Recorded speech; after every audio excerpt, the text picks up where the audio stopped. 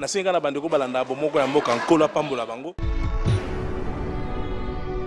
Fidèles téléspectateurs, suivez désormais chaque jour sur votre chaîne YouTube Bomoko Yamboka votre nouvelle émission Bonzambe na Bomoko, présentée par Sephora Ekanga. Bonzambe ya Bomoko est une émission de qualité, de distinction et de pure réalité religieuse. C'est une émission bilingue pour permettre à toutes ces personnes de pouvoir capter le serviteur de Dieu, qui par leur expérience vous parleront du Seigneur, qui par leurs expériences vous édifieront. Ils seront là, prêts à vous aider. Restez branchés, restez connectés. Chaque jour, vous en saurez plus. Soyez bénis au nom de Jésus.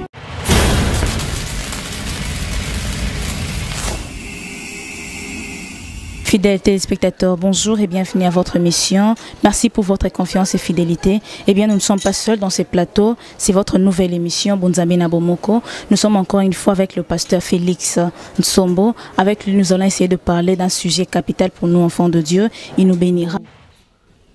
Et maintenant, suivez-moi dans www.bomokoyamboka.com. Nkolo apambola bi.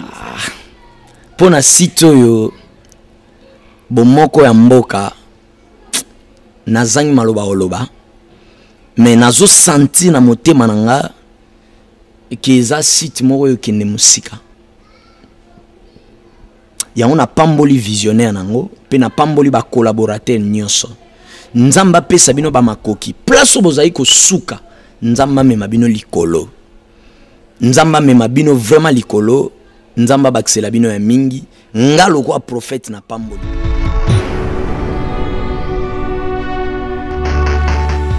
Eh bien, comme je le disais tantôt, je ne suis pas seul dans ces plateaux. Je suis avec le pasteur Félix Nsombo, qui est le pasteur de Redeem Ministries à Londres. Il est parmi nous dans ces plateaux. Bonjour, pasteur.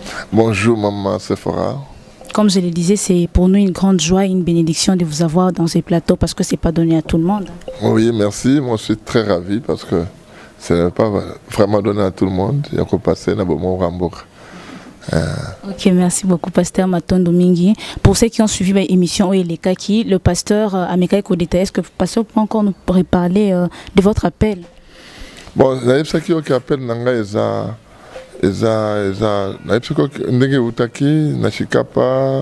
j'étais chez mon grand frère, après na Loti, Aidina Bala, na Langanga Naye.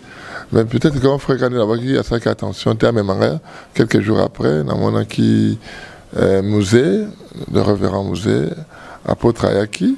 J'ai pas eu la chance de les rencontrer, mais bon, de là, ce qui m'a parlé est resté, de là, on a serviteur de Dieu.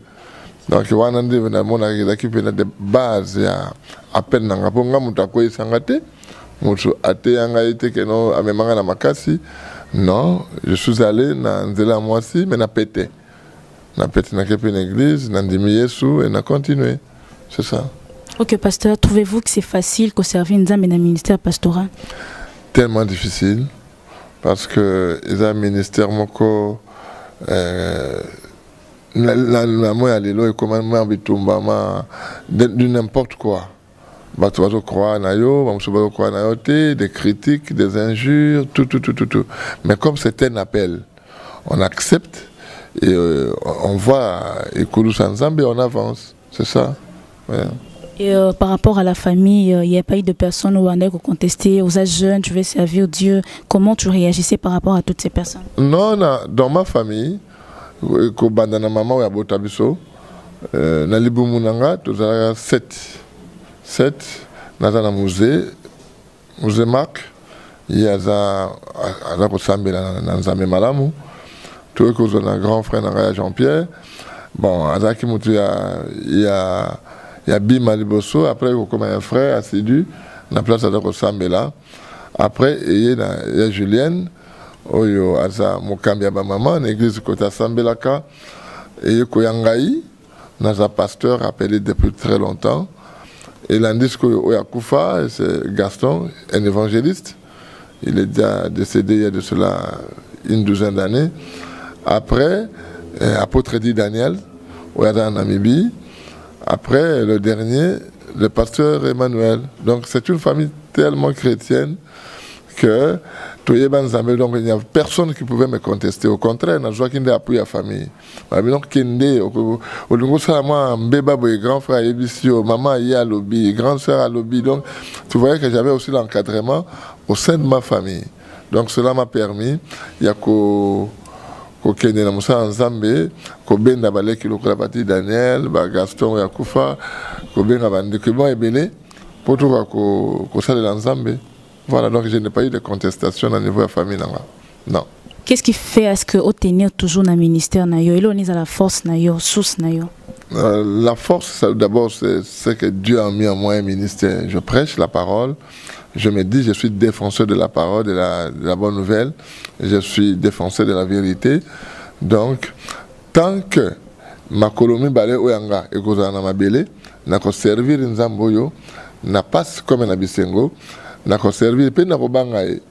Parce que voir Félix Boye, au peut essayer tout ce que tu peux lui donner, mais qu'au approcher, tu trouveras une autre personne, un homme de Dieu, ou attendre la caprice dans Zambé naye. Voilà. Et comment définissez-vous le rôle pasteur étant autant définissez-vous le rôle pastoral? Définir le rôle pastoral, c'est-à-dire un pasteur, c'est un berger. Un pasteur, c'est quelqu'un qui doit avoir un gros cœur. Un homme qui doit avoir un gros cœur. Un homme où il partage la canne bandeko. Un homme où il un pasteur, c'est quelqu'un qui a persévéré au service Yanzambe Ponabatu. En d'autres termes, Moussa a adopté l'Yanzambe Ponabatu. Donc, il est l'esclave de Dieu pour les hommes. Voilà, c'est ce que je peux décrire au rôle Nangaï comme pasteur. Voilà. Oui. Okay. Et comment au téléspectateurs nabiso pour sortir l'anzambe conseil pour pouvoir leur permettre de bien servir Dieu et là nous avons la base d'abord pour bien servir le Seigneur sans pour autant tomber. Servir Dieu très bien, au servir Nzambe très bien à tout le monde, pas seulement les téléspectateurs, tout le monde ya koyokanga na oyazali musika na oyazana pasi ko servir Nzambe. Premièrement, la crainte de Dieu, c'est le commencement de la sagesse.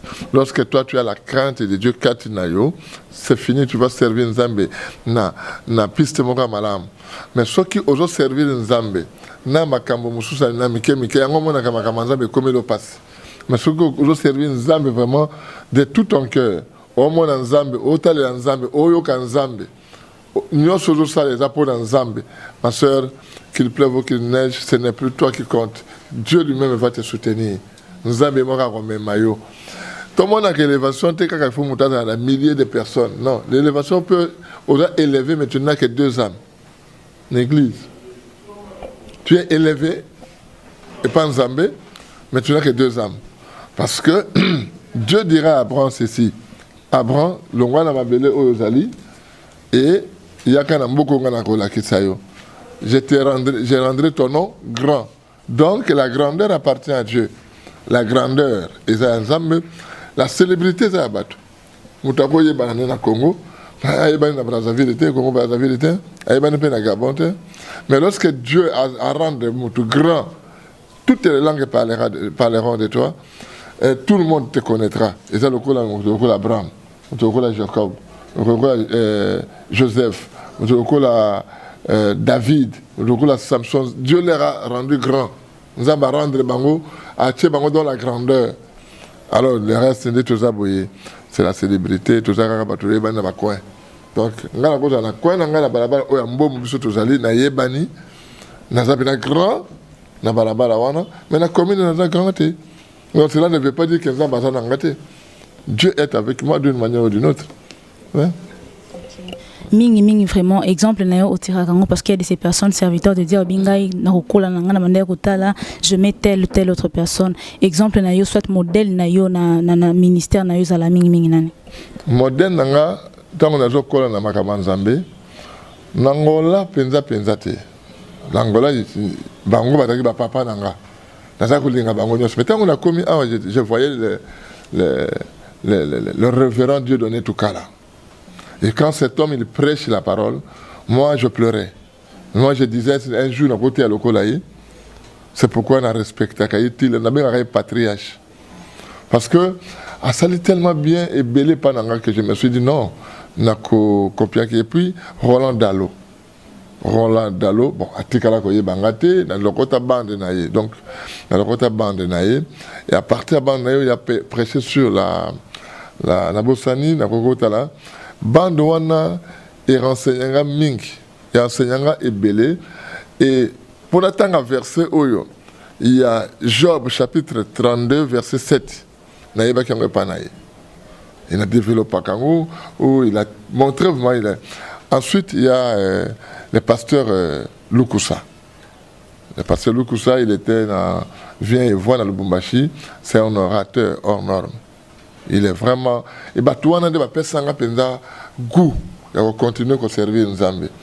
Sans oublier peut-être Moussa Edina Bala. Na tikala comme on a été, mais on a séparé. Papa, on a un modèle de 15 ans. Na combo, on a un musée. Na séparé la canaïka. Na tikala peu qu'on a monté, mais on a malamuté. À mon avis, donc, ma modèle n'a pas besoin Dieu donné tout cas là. Et pasteur Roland Dalo, le révérend Lukusa, à Koufapé, paix à son âme. Amen. Et souvenir ni nyamala motikala nango depuis banda ministère na yo pastorat, souvenir ni nango tikala nango o partager on a peuple de Dieu. Souvenir les que nzamba zwanga na zéro na l'autre côté. Voyou, un homme sans forme, un homme sans sens. Nzamba lokotanga bien aimé, toujours mon anga boye na ko yeba ko lata sapato na âge na comme na 6e primaire hein. De ba sommeler nga sabon.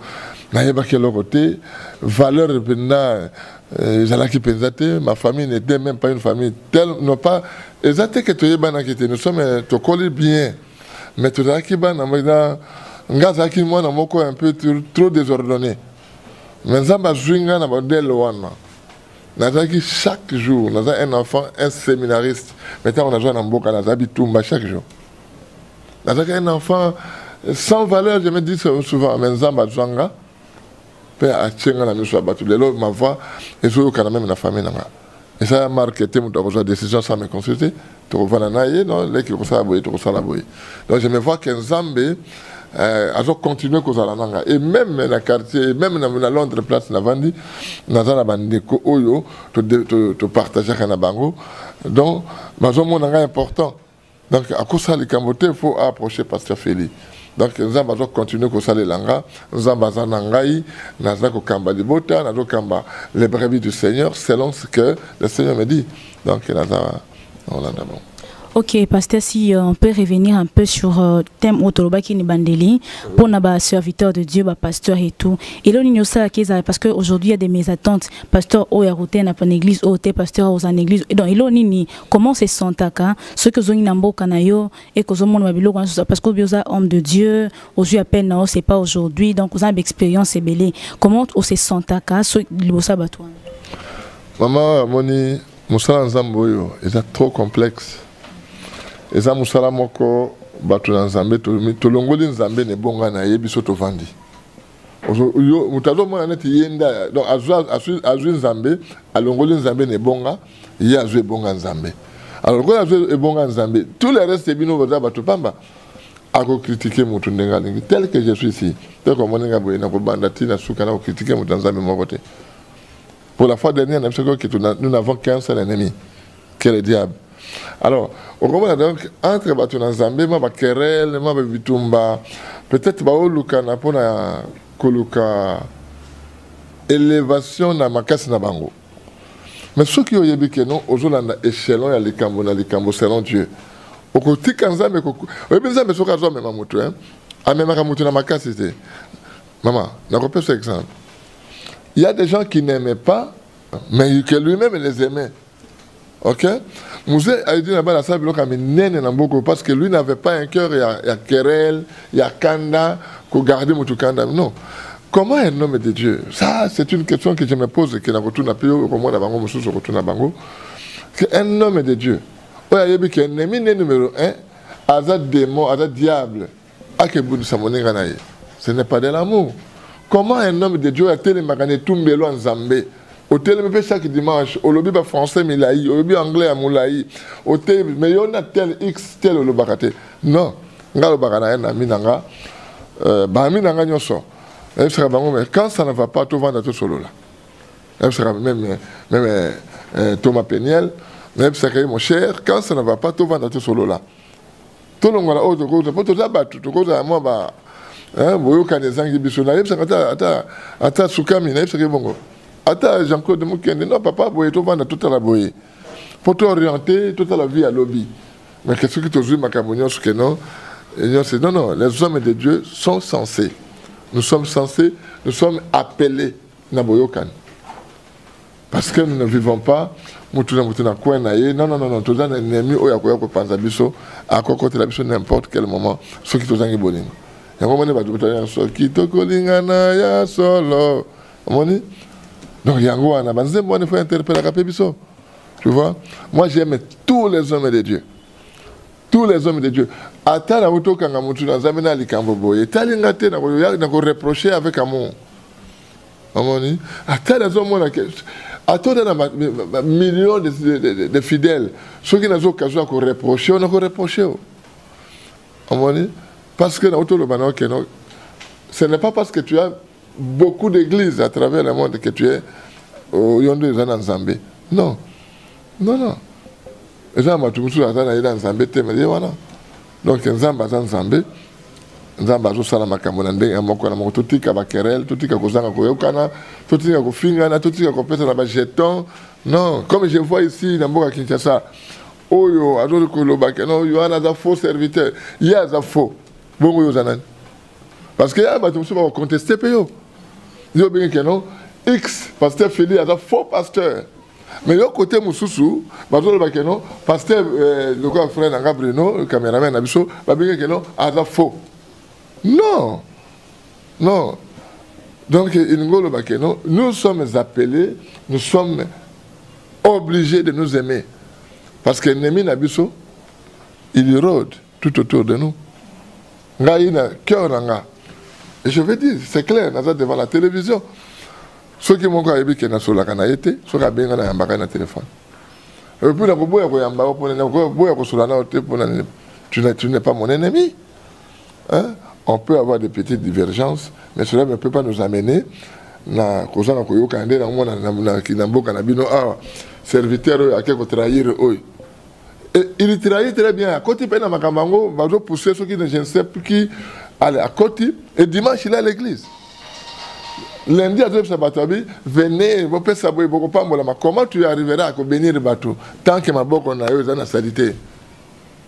Comment vous arrivez à Pambola libala tant que yomo kokutu oza bien té comment vous connaissez que ça la makamba minene tant que en toi il n'y a pas l'amour oyebi non que dit la Bible non offrande à pamba yesu alobi soko lingo pesa offrande et que oyebi tout est ok kanisa ou bien au kanisi que non na frère nanga ou bien na maman Sephora tout solo la kate tika de côté va d'abord te réconcilier avec ton frère. Mais combien plus forte raison les sacrificateurs qui ne se parlent pas. Les sacrificateurs qui se mettent des pots de bananes. Les sacrificateurs où ils ont combo mabe. Oh ya me la gadiamba. Ah des fois ya me la gadiamba mais yo me la no ba 20 na yo. Des fois yo finga kano ba tu na ba télé. Des fois yo critiqueurs. Donc bref, tout qu'on va autour d'une table, tout qu'on va en nous. Et puis qu'on combattre l'ennemi, le diable. C'est ça. Les diables ennemis aza musika na biso tazaka pembeni aza korode. Pasteur soto meki kozonga susu mwa sima o mekai kolobela biso likambo etai ba pasteur ba faux pasteur na ba vrai pasteur. Et donc nous caractériser un vrai serviteur de Dieu, un vrai pasteur. Premièrement, Bible est claire. Na kolobela ngona deux volets. Volet liboso ke nga pasteur Félix na na thermomètre mon côté, on a koyeba ke X ndaza faux, X ndaza vrai. Nana thermomètre wanate mais Bible même biso que non nous étions surtout koyeba yango na mbuma nango OK oui nous étions surtout koyeba yango na mbuma nini ozo ko la kisa biso bato mais alors les gens regarde ce que Dieu dira à na Samuel tanga à côté na ndako ya papa ya David abi ngaza me na tale kaza o les apparences c'était mais les chrétiens aujourd'hui regardent l'apparence. Il suffit que vous avez un moko, vous avez un tambour net clair, vous avez bougé, vous avez un zambete. Mais si vous avez un tambour landing, vous avez ah, zambaza. Alors que, vous avez belé à tambour. Mais, maintenant, pasteur Félix, on a un thermomètre de mon côté. Et je reviens dire quand la Bible me dit que non, c'est tout ce qui est vrai, nablé et croître ensemble. On colle l'angaye moko, on colle la soukatanga koya. Akoye bisanga pasteur Félix yosa faux, longwa. Asila nanga calmement. Akoye bisanga pasteur tel yosa vrai. Kotana beaucoup zinangayi. Mais ce que moi je sais, que nous, serviteurs de Dieu, nous sommes sévèrement punis si on ne marche pas selon la volonté de Dieu. Voilà. Et un message à lancer à tous ces serviteurs de Dieu qui en ces moments peuvent vous suivre aujourd'hui, demain ou après-demain, un message pour eux. Pardon, la question c'est comment? Un message pour les hommes de Dieu par rapport à bateau, par rapport à mes attentes. Mais oui, va revenir. Parce qu'il y a un autre awa. On t'a dit que serviteur dans la kiss. On a preuve. Maman Sephora, on a tout ça. Les langues autour d'une table avec vous. Mais tant qu'on a comme une fois que Nazui, partout. Ceux qui nous amènent à élever, tu es tranquille. Mais ceux qui nous amènent à schéma, ou bien la télévision, ou bien la voiture, surtout la voiture des luxe. Alors, nous avons dit sur le nom, Azukis, Asimbi, Azugoua. Non, homme de Dieu, femme de Dieu, revenons et tout autour d'une table, parlons à Dieu, que qui m'y entre nous. Les hommes de Dieu qui ne s'attendent pas, réconciliez-vous. Sinon, vous êtes hors Makaman Zambé. Kasi bangwa tuwe na bana misana bangono. Serviteur oyo na oyo, bayo kanakati. Hôtel azamo mediboy. Tel atamura. Oyebi même nga qui te parle. Les gens me donnent que na melaka masanga na melaka diamba melaka tout. Moi qui te parle.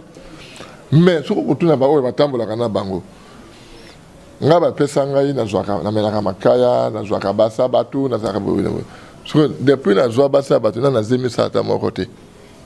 Na no pe bakanga ata na mon côté. Na kumisa kanzambe na zama yele koleka bango. Alors ce que na zama yele koleka mboka mobim. Na kumisa ka pe nzambe ke na melaka makaya koleka bango nyoso. Alors que na kanga ata na finité makanga ba mona ngai na ville ndenge na omoninga boy na mela masanga te na mela makaya te. Sur la makaya ce que komika na zoto na sanza kana mutebetanga. Omoni alors nous devons quand même nous mettre ensemble pour combattre l'ennemi du diable. Mon inga a joué l'élévation, tout soutenir yé. Tant que nous soutenons l'élévation, à comme un biso. Mon inga a bazo kendina, tant que ça le miracle. Accompagnons-les. Tous en année, tant que nous soutenons yé.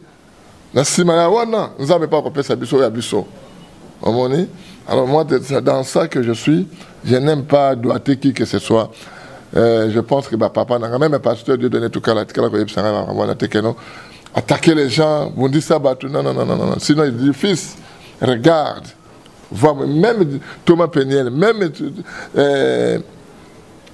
Soukami, même Banananga, non, papa, oriente-toi. Navana batu na oka batu te kotonga batu ngala kotonga mutu pani. Navana mutu oka mutu te kofinga mutu na kofinga mutu pani. Na école na tanga ba yebsanga keno kofinga zama bialo na kofinga mutu pani. Na critiquer mutu pani. Moi au contraire, na critiquer ka batu de ba démon wana. Okula ba démon, tu na moni e dingwa ye na critiquer. Na misala mabe to sala. Na hôtel keno ah tel.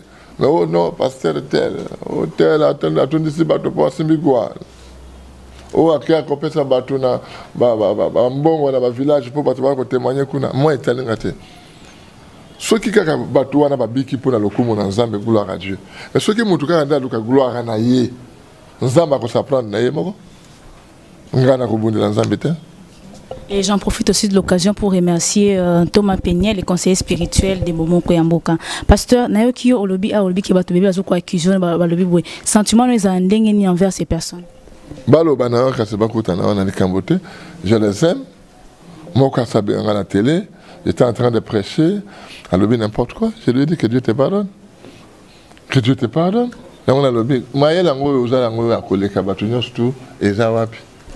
au Namboka Mumbaloko à Londres, on a dribbler bateau. Comment on attend la voiture?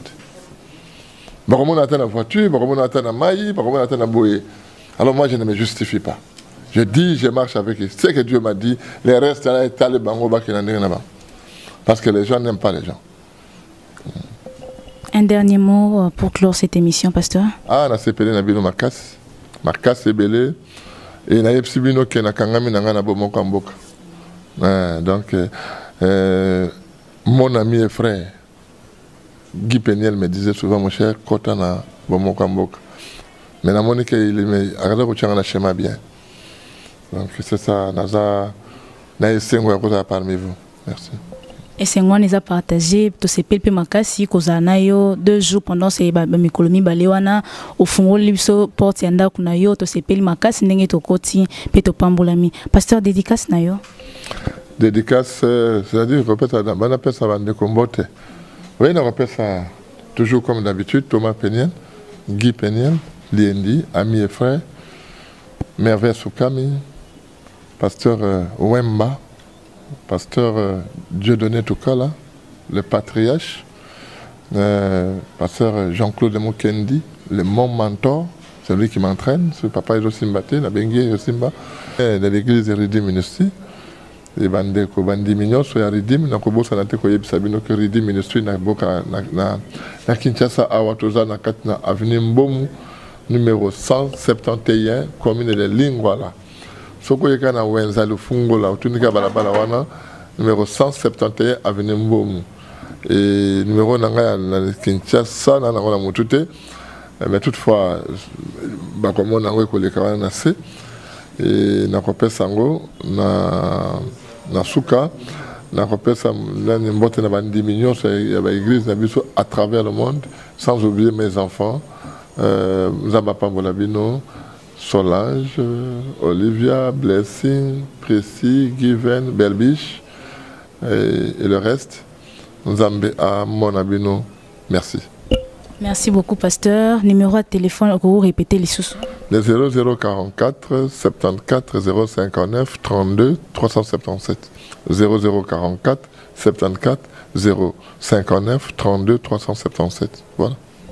Merci beaucoup, pasteur. Tosepeli Makasi. Merci mingi mingi pena boss Nabiso, Patrick Momo, Topesio Matondi mingi mingi koleka. Merci na pasteur Nixon.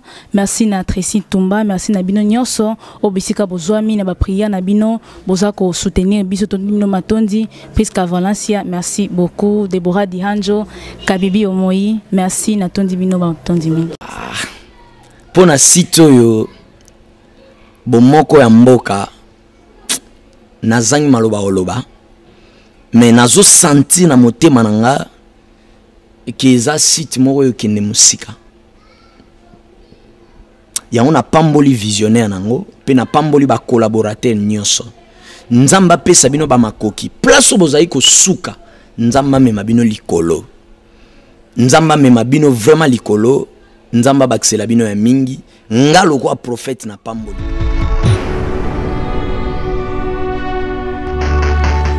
Eh bien, vous l'avez compris, c'est la fin de cette émission. Merci de l'avoir suivi. Vous savoir connecté, branché, pour nous une grande bénédiction. J'en profite de l'occasion pour remercier mon boss, Patrick Momo, Digital, Eric Momo. J'en profite également pour remercier les grands maestros. Je remercie ma mère, ma Adi Yonjuli, qui j'appelle Grande Dame. Je remercie toute la grande famille Worship Ministries, toute la grande famille Créfem Évangélisation. En tout cas, je vous aime beaucoup pour vos soutiens. Merci pour vos prières. Mon président Samuel, Papa Patrick Bakona, Papa Francis, je vous suis infiniment reconnaissante. Sans oublier Julie Chako, Rocky Zabo, tout le monde, je vous porte vraiment dans mon cœur. Merci beaucoup pour vos soutiens. Ne cessez de prier pour nous. Que Dieu vous bénisse abondamment. Fidèles téléspectateurs, suivez désormais chaque jour sur votre chaîne YouTube Bomoko Yamboka votre nouvelle émission Bonzambe na Bomoko, présentée par Sephora Ekanga. Bonzambe ya Bomoko est une émission de qualité, de distinction et de pure réalité religieuse. C'est une émission bilingue pour permettre à toutes ces personnes de pouvoir capter le serviteur de Dieu, qui par leur expérience vous parleront du Seigneur, qui par leurs expériences vous édifieront. Ils seront là, prêts à vous aider. Restez branchés, restez connectés. Chaque jour, vous en saurez plus. Soyez bénis au nom de Jésus.